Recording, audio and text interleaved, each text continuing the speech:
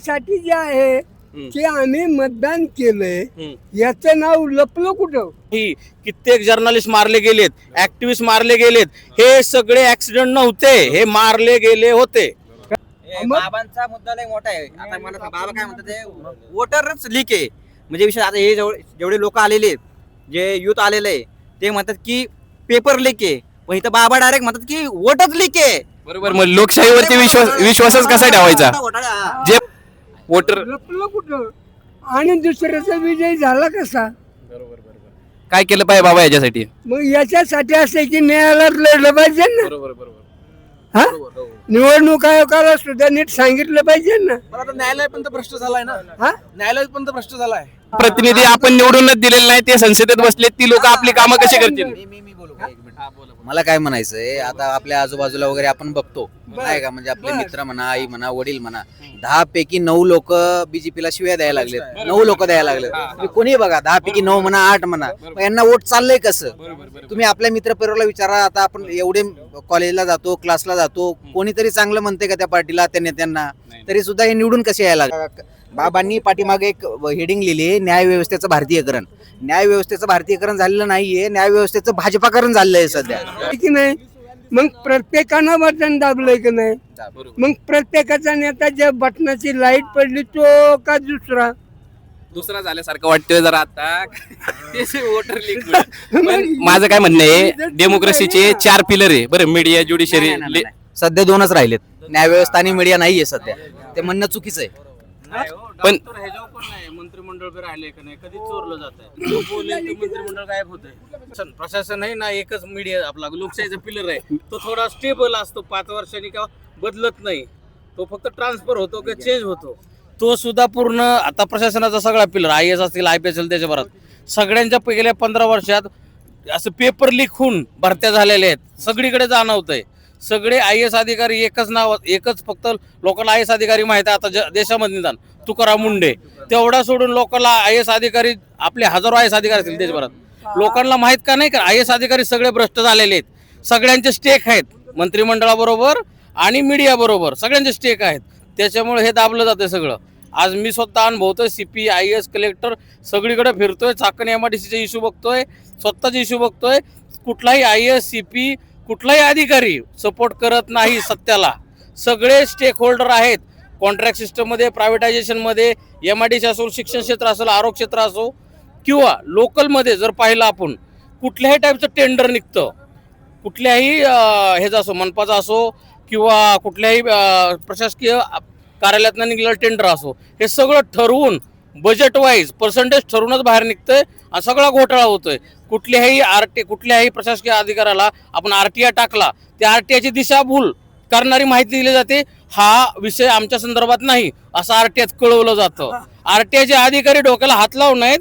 2 appeal दिली, 3 अपीलला जरी राज्य माहिती आयुक्ताबरोबर गेलं तर राज्य माहिती आयुक्त असे काय बोलतात की तुमचे विषय हे जेन्युअन आहे, इंडिपेंडंट आहेत, किंवा असं ते बी दिशाभूल दर्शक कारण सांगतात.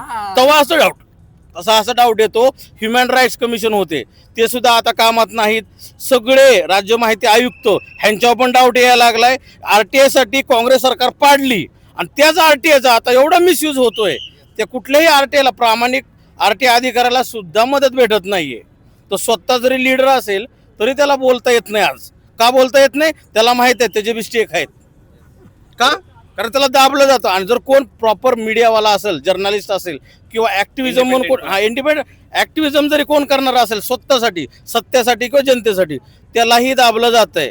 मी स्वतः शिक्षण संस्था असो, MIDCचे घोटाळे असो, आरोग्य विभागाचे घोटाळे प्रॅक्टिकल लाईफमध्ये गेल्या 3 वर्षात अनुभवतो. आई वारल्यानंतर प्रकरण दाबलं गेलं आपल्या सुसून कुंड आणि यंपल्ले जिल्हा रुग्णालयाकुंड. त्यावेळेस मी सांगितलं, सुसून आमच्या आईचं पोस्टमॉर्टम होऊन दिलं नाही. तिथल्या PIला 2-3 महिन्यांनी हाकललं गेलं किंवा बदली झाली. वालचंदनगर पोलीस चौकी, API ढून घेऊन आता काम करतो. पहिले PI विक्रम साळुंगे होता, त्यांनी हे प्रकरण दाबलं, भरपूर पैसा खाल्ला आणि मेडिकल लीगची फाईल झाली या हॉस्पिटलवर जमा. त्यानंतर रुपालीताई चाकणकर ह्यांच्याकडे भरपूर फॉलोअप घेतला, तरी सुद्धा काय मदत नाही झाली. आरोग्य विभागाकडे मेडिकल फाईल, त्यांच्यावर गुन्हे दाखल होते. त्यांनी फक्त नीलकंठेश्वर हॉस्पिटलचं नाव वरद बनवलं आणि सगळं प्रकरण अजूनपर्यंत दाबूनच आहे. अशा गोष्टी स्वतः अनुभवल्यात. त्यानंतर सांगतो, आज देशामध्ये लोकशाही नाहीये, फक्त कागदावर लोकशाही खेळवली जाते. देशामध्ये हुकुमशाही चालू आहे आणि ह्याच्यासाठी सगळ्याही युथनी ना, तरुणांनी ज्याला सत्याचा आवाज वाढवायचा आहे त्यांनी स्वतःहून उभं राहिलं पाहिजे. कुठल्याही काँग्रेस असेल किंवा कुठल्याही विरोधी पक्षातला नेता असेल ह्याच्यावर डिपेंड राहायची गरजच नाही राहिली देशाला. कारण देशामध्ये हुकुमशाही डायरेक्टली जाणवते, दिसते आणि तुम्ही कुठेही सत्याचा आवाज उडत तुमचा आवाज दाबला जातो. प्रशासकीय अधिकारी, कारण एकच लोकशाहीचा स्तंभ आहे जो काय बदल घडवू शकतो प्रॅक्टिकली, तो प्रशासन आहे. प्रशासन सगळं ही मनोवादी आणि भरपूर करप्टेड लोकांकडे गेलंय. हे टेंडरवर काम करतंय सगळे आय एस अधिकारी. तुकाराम मुंडेने अजून आत्मा ऐकली नाही म्हणून तोच प्रशासकीय अधिकारी फक्त अख्ख्या देशात गाजतोय. देशाच्या बाहेरही ते प्रामाणिक अधिकारी म्हणून गाजतोय. पण बाकीचे हजारो आय एस अधिकारी आहेत आणि CPI आहेत, IPS आहेत, हे सगळे भ्रष्टाचारात त्यांचे स्टेक आहेत. MIDC असो नाही तर कुठल्याही सेक्टरमध्ये त्यांचे स्टेक असल्यामुळे हे प्रकरणं दाबली जातात आहे. मी स्वतः आज एका PIनी माझ्यावर चुकीचं हात उचलण्याचा किंवा मला दाबण्याचा प्रयत्न केला आहे. त्यांना हे जेन्युइन इश्यूज मी बोलत होतो, माझ्यावर झालेले अन्याय, रेग्युलर MIDC चाललेले घोटाळे, तर त्यांनी ते प्रकरण दाबण्यासाठी आज मला 3 महिने गेले तरी सुद्धा अजून मला उत्तरं दिली जातात. चालढकलची RTI मधनं CP कुंड, DCP कुंड, कलेक्टर कुंड, आणि कलेक्टर साहेबांना भेटायला वेळच नाहीये.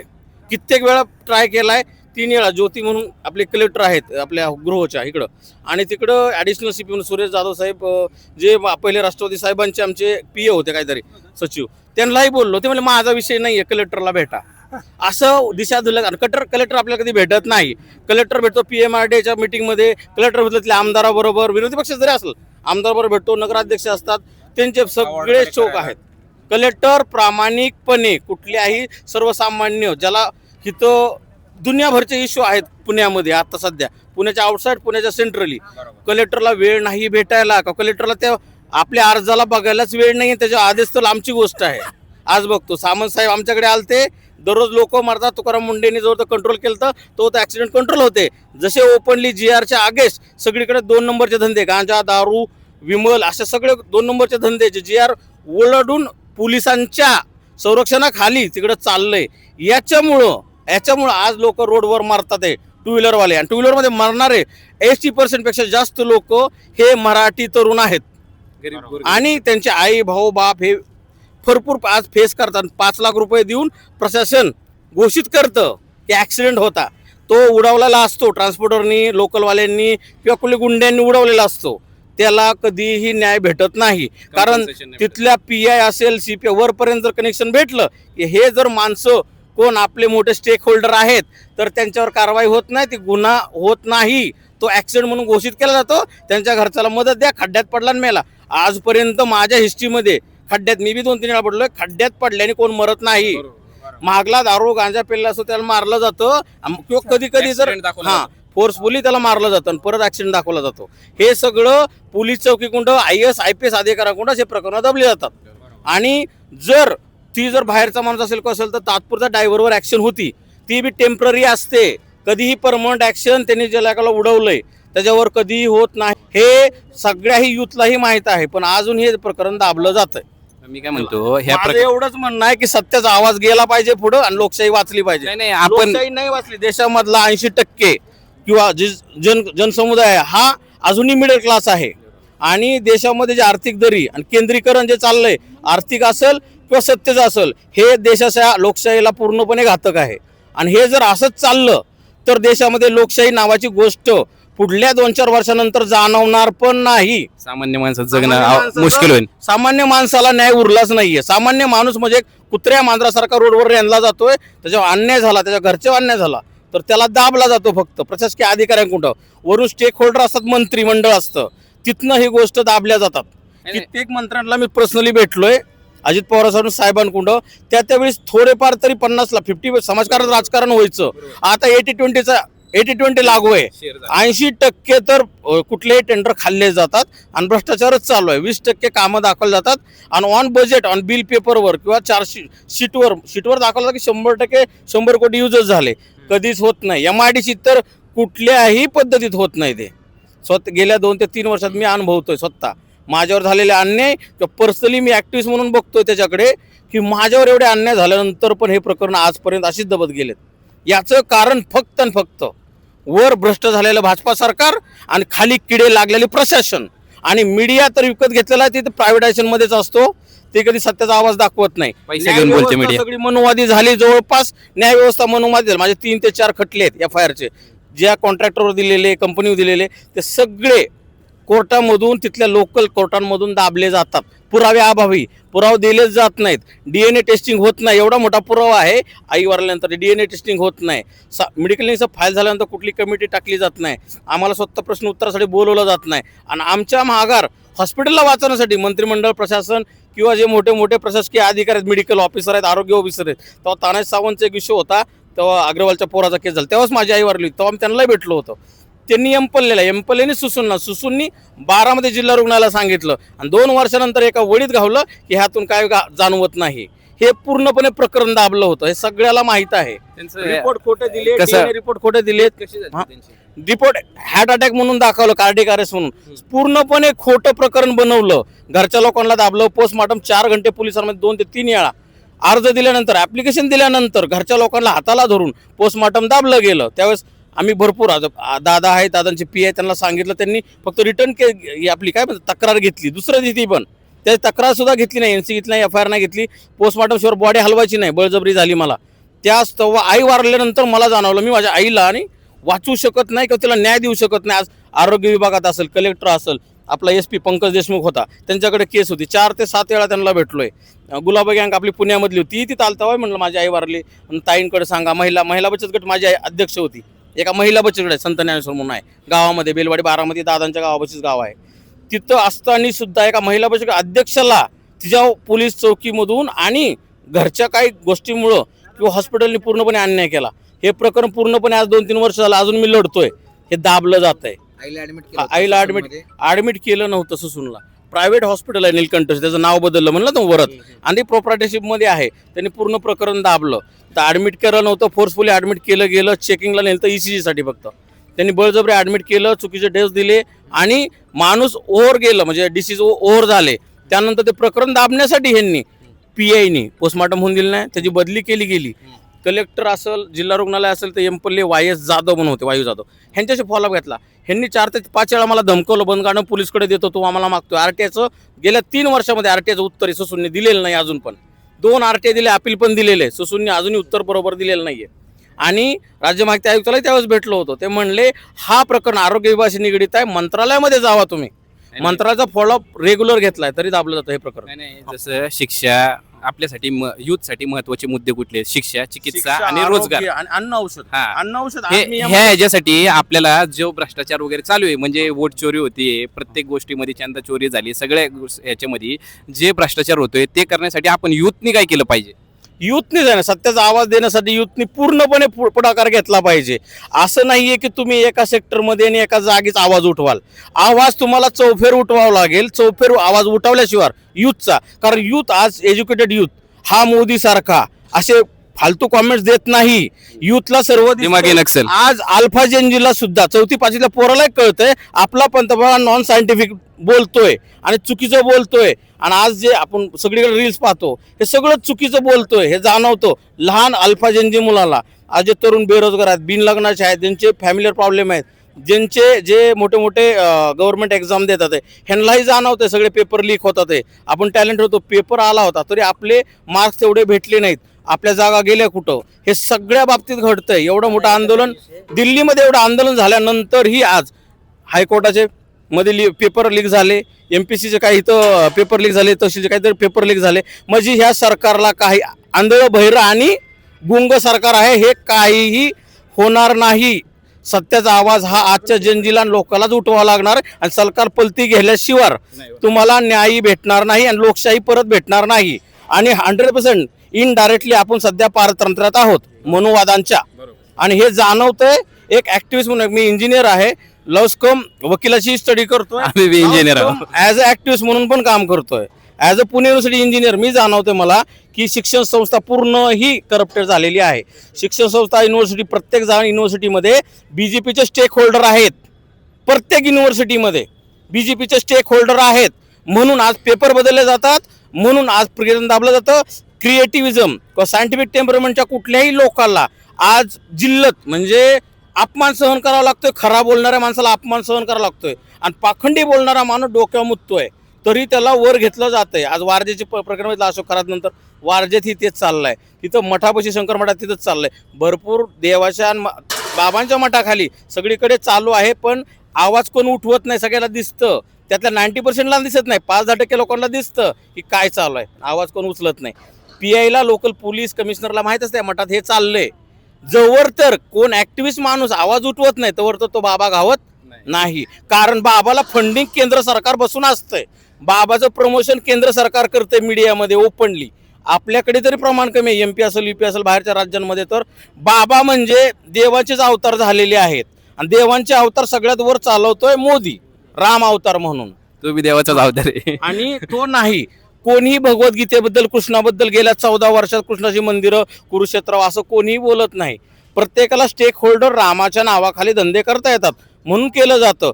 कृष्णाचं आणि भगवद्गीतेचं नाव आणि शिवाजी महाराजांचं नाव ही ते फक्त कामापुरतं घेतात, फायदेपुरतं. कोणी फायद्यापुरतं. म्हणून लोकांना स्वतःच सेल्फ एज्युकेशन, व्हॅल्यू एज्युकेशन असेल किंवा त्यांच्यासाठी सगळ्यात महत्त्वाचं सेक्शुअल एज्युकेशन, आजचा जो मुद्दा होता राहुल गांधींचा, ह्याच्यामध्ये हा मुद्दा फार पॅनिक आहे की फेमिनिझमचा बी इश्यू असतो काही केसेसमध्ये.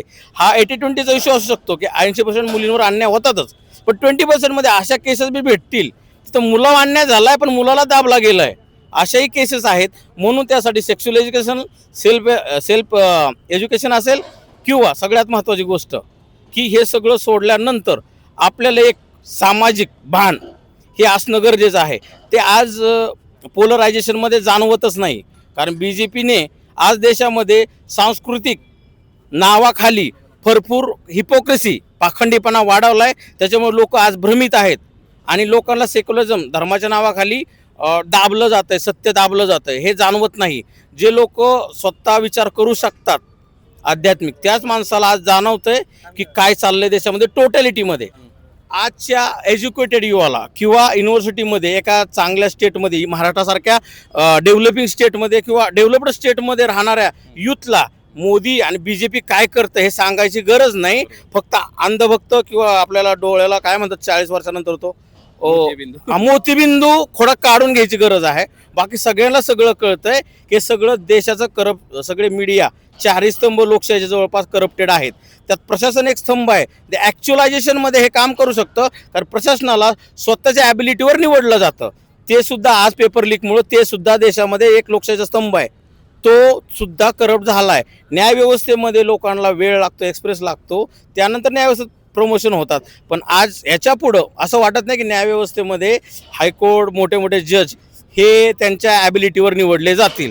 कारण जे जाणवतं गेल्या 10-15 वर्षामध्ये न्यायव्यवस्थेचा खेळ झालेला, ते बघता कुणालाही न्याय आणि सत्याचा आवाज उचवायचा आणि कामापेक्षा जास्त उठवला त्याला दाबलाच जाणार आहे. कारण शेतकऱ्याबाबतीत, कामगाराबाबतीत, विद्यार्थ्यांबाबतीत किंवा जो खालचा एकदम कामगार आहे, एकदमच लो लेवलचा कामगार आहे, जो म्युन्सिपाल्टी लेवलची खाल्ली कामं करतो, त्याला सुद्धा आज न्याय उरला नाही. त्याच्यामध्ये सुद्धा स्टेक होल्डर लोकच सर्व मलाई खातात आहे. आणि हे मला असं वाटतं की हे देशाच्या लोकशाहीला तर घातकच आहे. पण लोक स्वतःहून पुढं आल्याशिवाय, युथ ज्यांना हे जाणवतं त्याशिवाय हे सरकार पडत नाही. कुठल्याही काँग्रेस असेल, राष्ट्रवादी असेल, विरोधी पक्षातल्या कुठल्याही पक्षाच्या भरोशावर जनतेने तर राहू नये, युथने तर राहूच नये. कारण ते तुम्हाला फक्त ॲज अ प्लॅटफॉर्म देऊ शकतात, ते तुम्हाला चालायला शिकवू शकत नाहीत. चालण्यासाठी तुम्हाला स्वतःच जागा व्हावं लागेल आणि बोलावं लागेल आणि विरोध करावा लागेल. आणि हा विरोध तुम्हाला सुभाषचंद्र बोस करत होते, भगतसिंग करत होते, राजगुरू करत होते, सुखदेव किंवा भरपूर अजून चंद्रशेखर आझाद असे लोक करत होते. त्या लेवलची कंडिशन आज देशावर आहे. त्याच्यामुळं लोकांनी मरणाला किंवा छोट्या मोठ्या गोष्टीला सत्याचा आवाज करताना स्वतः घाबरून जाणे हा एक मूर्खपणा राहील. ज्याला सत्य कळतंय आणि ज्याला वाटतंय की सरकार बदलावं, त्यांनी जर घाबरून राहिलं तर हे सरकार तुम्हाला दाबल्याशिवाय राहणार नाही. तुम्हाला ओपनच व्हावं लागेल यांच्या विरुद्ध. तुम्ही जर स्टेक होल्डर कुठल्या पक्षाचे राहिला आणि सरकारच्या विरोधात बोलाल तर तुम्हाला दाबलं जाऊ शकतं. तुम्हाला स्वतःचाच आवाज, युवकांचाच आवाज, जसं आज कॉक्रोच जनता पार्टी बोलते, त्यातले कुठल्याही टाईपचं सिस्टमायझेशन नाही आहे, कुठलं काही नाही आहे, तरी सुद्धा त्या लोकांना आज सरकारने झोपेतनं उठवलंय आणि त्यांना पळवून लावल्याशिवाय ते गप बसणार नाहीत. त्याच लेवलचा प्रत्येक युथने हा विचार केला पाहिजे की सरकार बदलल्याशिवाय तुम्हाला पर्याय नाही. बरोबर जय हिंद, जय भारत. बरोबर. झाले सगळे प्रकरण झाली. मुद्दा एकच आहे सर, मला एवढंच म्हणणं आहे, पायात जर काटा घुसला की नाही तो काटा काट्यानंच काढायला लागतोय. बरोबर. आणि ते दिवस गेले आता निघून. आता या गोष्टीला मी सहमत आहे. आज आता रामाच्या फक्त- नावाखाली, आदर्शवादाखाली पाखंडवाद चालू आहे. आता विषय कसा आहे कृष्ण फक्त अंगात आल्याशिवाय तुम्हाला पर्याय नाही. आता मुद्दा चिखल साफ करायचा म्हणल्यावरती एकच आहे. चिखलात उतरायला लागेल. काटा घुसलाय ना दुश्मनीतून काट्यानंच जावं काढायचा लागेल. ना. रामनीतीने काहीच होणार नाही. मनुवादी गोडसे म्हणत नाही मी, डायरेक्ट मी स्टेटमेंट बोलतो. मनुवादी गोडसे नाही, गांधीवादी गोडसे बनले पोरं तर 100% सत्ता पालट आहे. बस एवढंच म्हणणं आहे. आणि गोडसे बनणं गरजेचं आहे, गांधीवादी एवढंच म्हणणं आहे. धन्यवाद.